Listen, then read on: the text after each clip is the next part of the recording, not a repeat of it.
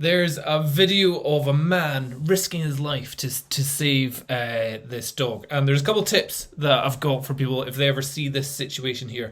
What's happened is clearly somebody has thrown their stick for the dog out over some, what they thought was solid ice ground. And the dog has run out and got to a soft bit and fallen through.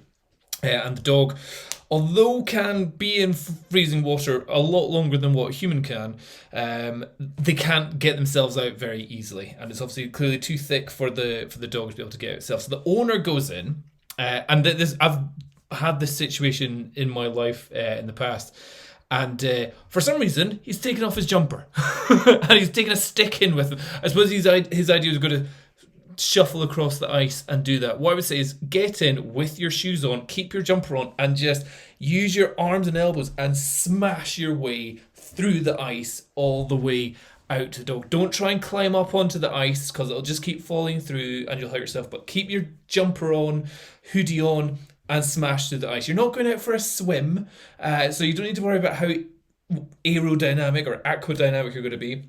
And then the guy just gives up. But there's a kickboxing team here, and one of the guys goes out and skids along the ice, saves the dog, like an absolute legend here. However, oddly, he takes off his shoes.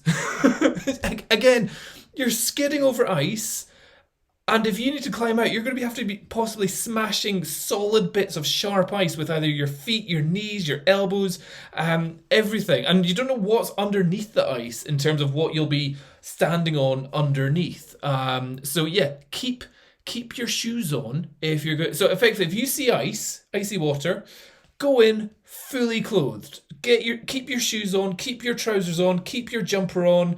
You're not going too far that you're not going to be able to swim. The one I had to do, I had to save my dog because I did this exact thing. At one point the ice was properly thick, and then there was a bit of a current underneath, and the dog fell through. And it was almost exactly this situation. The dog was like, "Ooh!" And I was like, "Come on, out you come, out you come, out you come!" And then it just stopped making a whimpering noise. I was like, "Oh crap! Now's the time to go into hero mode, or don't be an idiot mode." And literally, like, you don't feel the cold at all. Don't be worried about the cold. You just go in, adrenaline's running, and you just absolutely go in. So this guy went in. Dangerous, because the other slight dangerous way of doing it that way is when you go in, you might get a shock. If you start from the edge, just breaking through the ice, you're slowly going up from the ground and you're going to have less of an instant shock. But yeah, you see these guys here, they're just in their socks. Why did you take your shoes off? The guy skids down, potentially totally cutting your feet and everything like that there. So yeah, if you're going to go into ice, don't take off your socks. Don't even take off your clothes, and break the ice from the edge all the way in if you're going to go in and save an animal. And then if anybody asks you afterwards, was it cold? Which was the question my wife gave me as I was in there. She's like, "Oh," as I came out freezing, icicles from me. She's like, "Was it cold?" I literally just swam into icy water, but bizarrely, it wasn't because your adrenaline's running.